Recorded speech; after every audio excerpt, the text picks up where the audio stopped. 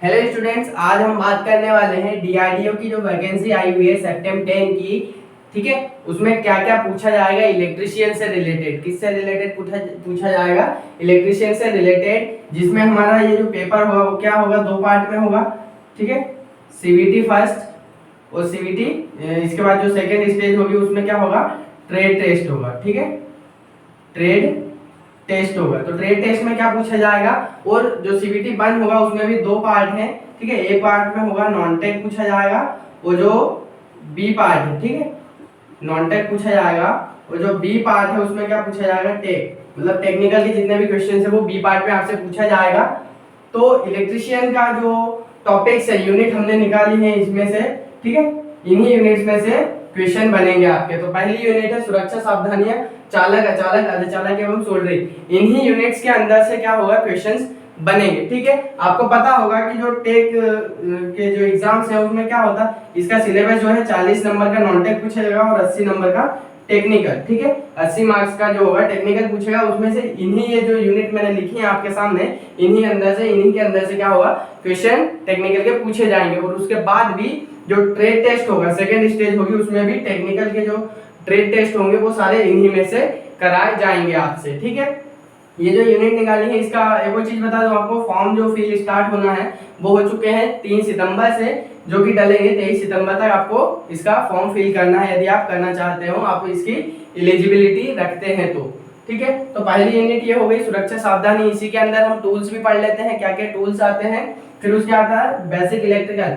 Basic electrical में क्या पढ़ते हैं, AC circuit theory, DC circuit theory, capacitor का कॉन्सेप्ट पढ़ते हैं, मैग्नेट का कॉन्सेप्ट पढ़ते हैं, मैग्नेटिज्म का जो कॉन्सेप्ट होता है वो इसी के अंदर हम पढ़ते हैं। सेल बैटरी का कॉन्सेप्ट भी बेसिक इलेक्ट्रिकल के अंदर हम पढ़ लेते हैं। ठीक है, फिर उसके बाद होता है वायरिंग। तो वायरिंग में क्या होगा कि औद्योगिक वायरिंग और घरेलू वायरिंग, जितने भी प्रकार की वायरिंग होती है वो इस यूनिट में हमारी कवर अप हो जाएंगे। प्रदीप्ति, प्रदीप्ति मतलब होता है इल्यूमिनेशन, जिसको हम बोलते हैं प्रकाश व्यवस्था। जितने भी प्रकार की लाइटिंग्स होती हैं, कैसे की जाती है, लाइट्स कैसे बनाए जाते हैं, क्या क्या चीजें होती हैं, कलर वाले लाइट कैसे बनाए जाते हैं, वो सारी चीजें इसी के अंदर हम पढ़ने वाले हैं। उसके बाद होता है अर्थिंग। तो अर्थिंग की विधियां कितनी प्रकार की होती है, अर्थिंग क्यों जरूरी है, वो सब इस यूनिट में पढ़ेंगे।